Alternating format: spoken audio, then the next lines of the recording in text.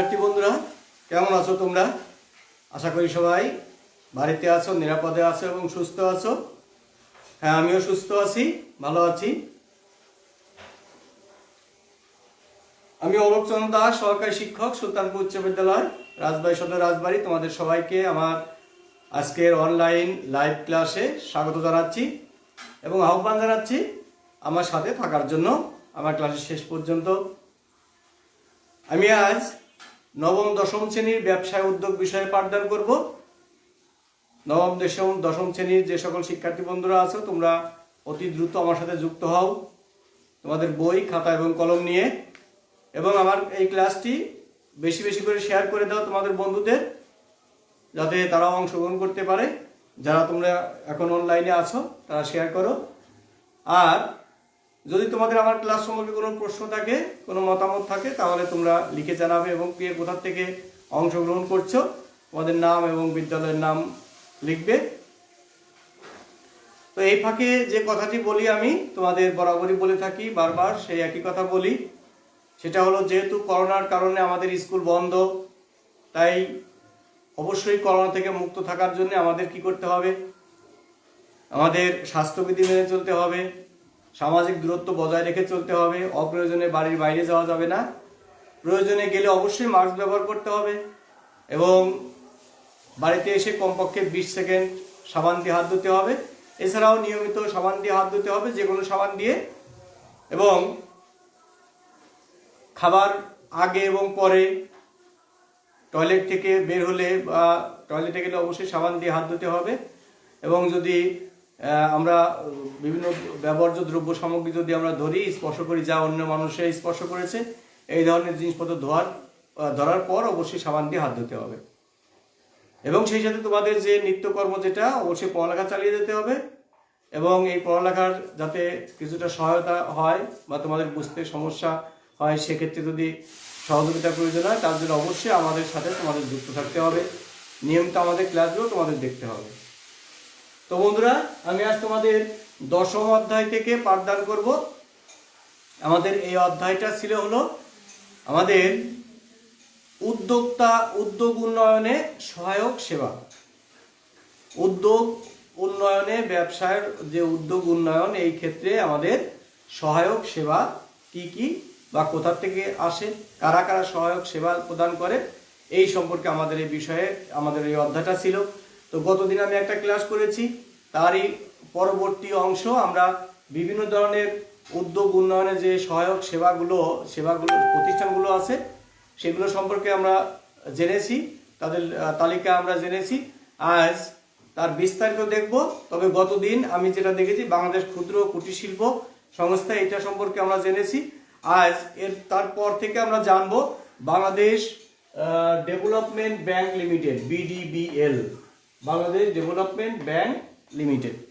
এইখান থেকে আমরা কয়েকটা সম্পর্কে জানবো, একটু বিস্তারিত যেহেতু, একটু সেই জন্য কয়েকটা বিষয় আমি এখানে তোমাদের উল্লেখ করছি। তো তাহলে একটা হলো আমাদের কি, এইখানে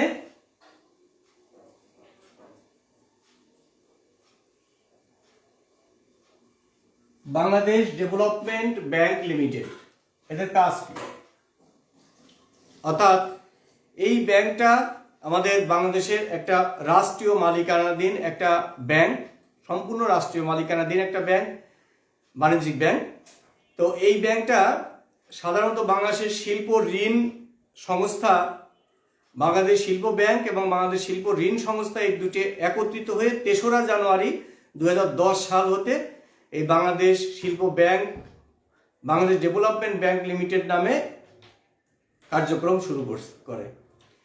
বাণিজ্যিক ব্যাংকিং ছাড়াও এরা আরও কিছু কিছু কার্যক্রম পরিচালনা করে। তার মধ্যে আছে যেমন তোমার কোনো শিল্প প্রকল্প স্থাপন, চালু শিল্প প্রকল্পগুলোর আধুনিকায়নকরণ, অর্থাৎ যেগুলো চালু নাই সেগুলো চালু করা, অথবা যেগুলো চালু আছে সেগুলোকে আধুনিকায়ন করা।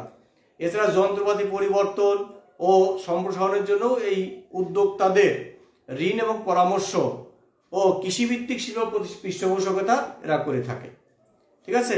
এছাড়াও ডেভেলপমেন্ট এই ব্যাংকটা বেশ কিছু ক্ষেত্রে তারা একটু অগ্রাধিকার দিয়ে থাকে, যেমন ক্ষুদ্র উদ্যোক্তাদের অগ্রাধিকার, ক্ষুদ্র উদ্যোক্তাদের অগ্রাধিকার দেয়। অর্থাৎ যারা ক্ষুদ্র, আমরা জানি আমাদের বাংলাদেশের প্রেক্ষাপটে বাংলাদেশ ক্ষুদ্র কুটির শিল্প একটা ব্যাপক ভূমিকা পালন করে, ঠিক আছে। তো এই ক্ষেত্রে এই ক্ষুদ্র উদ্যোক্তা যারা আছে তাদের বিভিন্ন ধরনের পরামর্শ বলো, বিভিন্ন ধরনের অর্থনৈতিক সহায়তা বলো, ঋণ কার্যক্রম পরিচালনা, এইসব ক্ষেত্রে তারা অনেক সহায়তা করে। বিশেষ করে এই আমাদের বাংলাদেশ ব্যাংকের যে নির্দেশ আছে এই অনুযায়ী বিডিবিএল তারা কি করে, তাদের শাখাগুলোতে এসএমই খাতে অর্থাৎ যে ক্ষুদ্র ঋণ সেই খাতে ঋণ বিতরণ করে। কমপক্ষে তারা 40%, তারা 40% ঋণ দেয়, তারা ক্ষুদ্র উদ্যোক্তাদের মাঝে তারা বিতরণ করে থাকে। এছাড়াও আছে কি উৎপাদন ও সেবা খাতকে অগ্রাধিকার দেয়, অর্থাৎ যেগুলো তোমার শিল্প খাত, শিল্প খাত যেগুলো, অর্থাৎ যেসব ক্ষেত্রে উন্নয়ন সেবা খাত যেগুলো, ঠিক আছে, উৎপাদন এবং সেবা এই ধরনের খাতকে তারা বেশি অগ্রাধিকার দিয়ে থাকে, ঠিক আছে। এরা কি করে, ব্যবসা বাণিজ্য ঋণের থেকেও এরা এই খাতকে বেশি গুরুত্ব দেয়, যেগুলো উৎপাদন করে এবং সেবা প্রদান করে, এই ধরনের তারা বিভিন্ন ধরনের ঋণ বিতরণ করে থাকে। এরপরে আছে নারী উদ্যোক্তাদের অগ্রাধিকার, অর্থাৎ বেশিরভাগ ক্ষেত্রে দেখা যায় বিভিন্ন ধরনের প্রতিষ্ঠান, যেমন এক মালিকানা কারবার, অংশীদারি কারবার, যৌথ মূলধনী বা এই ধরনের প্রতিষ্ঠানে যদি পরিচালক বা পরিচালনা পরিষদ অথবা যাদের শেয়ারের কমপক্ষে যদি 51% ব্যক্তিকে সাধারণত উদ্যোক্তা হিসেবে ধরা হয়, সে যদি নারী হয় তাহলে সে হবে নারী উদ্যোক্তা। এবং এই নারী উদ্যোক্তার ক্ষেত্রে অগ্রাধিকার দিয়ে থাকে অন্য সকলের থেকে নারী উদ্যোক্তাদের। তারা এই development bank, Bangladesh development bank, এরা বিভিন্ন ধরনের ঋণ সহায়তা এবং পরামর্শ দিয়ে বেশি তাদের সহযোগিতা করে থাকে, ঠিক আছে।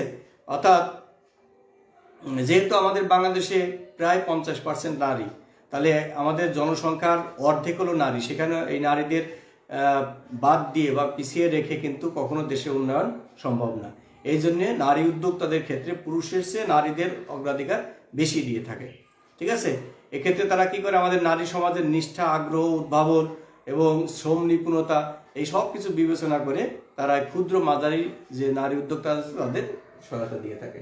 এরপর আছে আমাদের কি বাণিজ্যিক ব্যাংকগুলো। আমরা ইতিপূর্বে বাণিজ্যিক ব্যাংক সম্পর্কে পড়েছি যে তারা সাধারণত এরা মুনাফা অর্জনের উদ্দেশ্যে বিভিন্ন ধরনের সেবা কার্যক্রমও পরিচালনা করে বা বিভিন্ন ধরনের যে অর্থনৈতিক এবং সেবা কার্যক্রম আছে সেগুলো পরিচালনা করে।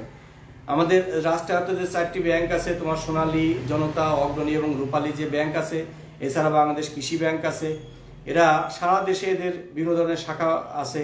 শাখাগুলোর মাধ্যমে তারা শিল্প ব্যবসা উদ্যোক্তাদের তারা কি করে, ক্ষুদ্র ও মাঝারি শিল্প ক্ষেত্রে তারা প্রতিষ্ঠানের দ্রুত প্রসারের জন্য বিভিন্ন ধরনের সহায়তা কর্মসূচি এরা গ্রহণ করে, ঠিক আছে। এর মধ্যে এক মালিকানা, অংশীদারি, প্রাইভেট লিমিটেড কোম্পানি এবং পাবলিক লিমিটেড কোম্পানিকে বিভিন্ন ধরনের সেবা প্রদান করে আসছে এরা ঋণের ক্ষেত্রে সর্বনিম্ন 50,000 থেকে শুরু করে সর্বোচ্চ 10 কোটি টাকা পর্যন্ত তারা ঋণ দিয়ে থাকে। এবং ক্ষুদ্র ঋণের ক্ষেত্রে 1 বছর মেয়াদ, এবং যেগুলো মেয়াদি ঋণ সেগুলোর ক্ষেত্রে 3 থেকে 7 বছর মেয়াদিরা ঋণ দেয়। তবে এইসব ক্ষেত্রে কিছু শর্ত আছে। শর্তগুলোর মধ্যে কি কি আছে, যেমন ঋণ গ্রহীতা উদ্যোক্তার ন্যূনতম 2 বছরের ব্যবসায়িক অভিজ্ঞতা থাকতে হবে, উদ্যোক্তাকে সুস্থ, শিক্ষিত এবং 18 থেকে 60 বছর বয়সের মধ্যে হতে হবে, ঋণ খেলাপি, দেউলিয়া ও উন্মাদ ও জড়বুদ্ধি সম্পন্ন কোনো ব্যক্তিকে ঋণ দেয় না বা দেওয়া যাবে না, আবেদন করতেই পারে না। উদ্যোক্তাদের ক্ষেত্রে বাংলাদেশের নাগরিক হতে হবে। এছাড়া কি মহিলা উদ্যোক্তাদের অগ্রাধিকার দেওয়া হয় এদের ক্ষেত্রে। এরপর আছে কি আমাদের basic bank limited, basic bank অর্থাৎ Bangladesh small industries and commerce bank limited, যাকে আমরা বলি বেসিক, ঠিক আছে। এরা কি করে, এরা সাধারণত আমাদের এই বেসিক ব্যাংকটা 1913 সালের যে কোম্পানি আইন আছে সেই আইন অনুযায়ী, এই আইনের অধীনে 1988 সালে এটা নিবন্ধিত হয় এবং 1989 সালের 31শে জানুয়ারি থেকে এরা কার্যক্রম শুরু করে, ঠিক আছে। এবার বর্তমানে আমাদের 1991 সালের যে কোম্পানি আইন আছে সেই আইন অনুযায়ী বেসিক ব্যাংকগুলো তাদের কার্যক্রম পরিচালনা করে। ক্ষুদ্র শিল্পের অর্থায়নের প্রয়োজনীয়তা উপলব্ধি করে এই ব্যাংক এরা প্রতিষ্ঠা হলেও এই ব্যাংকটি বিভিন্ন ধরনের ক্ষুদ্র এবং কুটির শিল্পের বিভিন্ন ধরনের বিনিয়োগের ক্ষেত্রে এরা প্রতিশ্রুতিবদ্ধ, অর্থাৎ এরা ক্ষুদ্র এবং কুটির শিল্পে তারা এই ধরনের ঋণ দিয়ে থাকে বেশিরভাগই।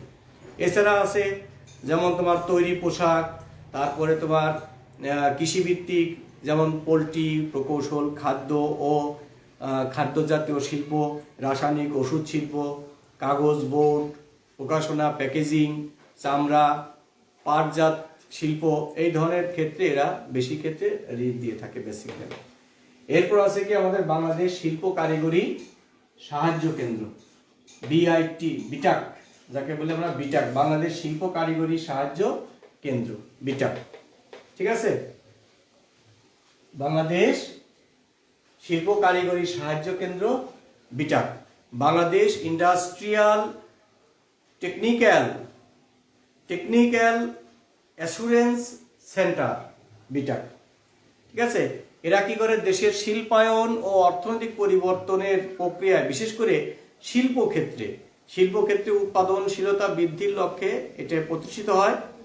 এরা বিভিন্ন ধরনের সেমিনার, দলগত আলোচনা, প্রদর্শনী, চলচ্চিত্র ইত্যাদি প্রদর্শনের মাধ্যমে আধুনিক কারিগরি ও প্রযুক্তিগত জ্ঞান দিয়ে থাকে। এরা চারটি অঞ্চলে ভাগ করে, আমাদের দেশের চারটি অঞ্চলে ভাগ করে এরা এদের কার্যক্রম পরিচালনা করে। তার মধ্যে আছে ঢাকা, চট্টগ্রাম, চাঁদপুর এবং খুলনা। তবে ইদানিং আরেকটি অঞ্চল বগুড়াকে এটা একটা অঞ্চল ধরে একটা শিল্প স্থাপনের প্রকল্প এরা হাতে নিয়েছে। তো বন্ধুরা, এরপর আমাদের আছে কি বাংলাদেশ বিজ্ঞান ও শিল্প গবেষণা পরিষদ, DCSIR, বাংলাদেশ বিজ্ঞান ও শিল্প গবেষণা পরিষদ। ঠিক আছে, তো Bangladesh council for scientific and industrial research, এদের কাজ কি জাতীয় শিল্প উন্নয়নে স্বয়ংসম্পূর্ণতা অর্জনের লক্ষ্যে আমাদের এই 1973 সালে বাংলাদেশ বিজ্ঞান ও শিল্প গবেষণা পরিষদ এটা প্রতিষ্ঠিত হয়। হ্যাঁ, এটা তোমার দেশের শিল্প কারখানা প্রতিষ্ঠা বা এদের উন্নয়নের সাথে সম্পর্কযুক্ত বিজ্ঞান, এদের সাথে যেগুলো বিজ্ঞান, শিল্প ও প্রযুক্তি বিষয়ক বিভিন্ন সমস্যার উপর এরা গবেষণা করে থাকে এবং এই গবেষণায় উৎসাহিত করে, গবেষণার পরিচালনা পরামর্শ দেয়, প্রদান করে, সমস্যাগুলি তারা সমাধান করে। ঠিক আছে, এদের বড় একটা কাজ। বিভিন্ন ক্ষেত্রে আবিষ্কার, উদ্ভাবন এবং বিজ্ঞান ও শিল্প গবেষণার দিক নির্দেশনা প্রদান করে, নতুন পণ্য ও প্রক্রিয়া উদ্ভাবন করে। ঠিক আছে, একজন ব্যবসায় বা শিল্প উদ্যোক্তা এই পরিষদের আবিষ্কৃত পণ্য প্রযুক্তি বাণিজ্যিক ভিত্তিতে তারা কি করে ব্যবহার করে উৎপাদনে অবদান রাখতে পারে। তো বন্ধুরা, আজ আমরা এ পর্যন্তই দেখলাম, এ পর্যন্ত আমরা জানলাম। আগামী দিন আরো কিছু আমাদের যে সহায়তার বিভিন্ন যে উৎসের মধ্যে আরো কিছু উৎস আমাদের আছে, আগামী দিন আমরা সেই উৎসগুলো নিয়ে আলোচনা করব। তো সে পর্যন্ত তোমরা ভালো থাকবে, সুন্দর থাকবে, সুস্থ থাকবে এবং আমাদের আগামী ক্লাসগুলোতে তোমরা যোগদান করবে এবং তোমাদের বাড়িতে এই অনুযায়ী পড়ালেখা চালিয়ে যাবে। আশা করি তোমাদের সমস্যাগুলো তোমরা সমাধান করে নিতে পারবে এবং তোমাদের যে ঘাটতি হচ্ছে সেটা অবশ্যই পুষিয়ে নিতে পারবে। তো বন্ধুরা, তোমরা সুস্থ থেকো, ভালো থেকো, এই আশাবাদ ব্যক্ত রেখে এবং তার সার্বিক তোমাদের মঙ্গল কামনা করে এখনকার মতো বিদায় নিচ্ছি। বাই।